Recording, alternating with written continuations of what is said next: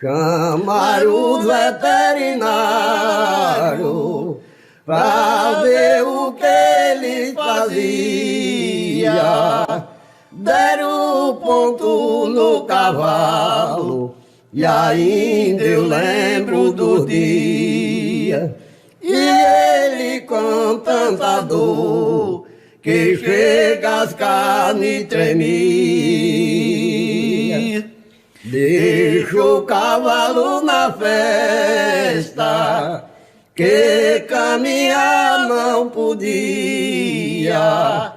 Parado sem corregado, passou 90 dias. Depois que a melhorou, pra mesma festa ele ia.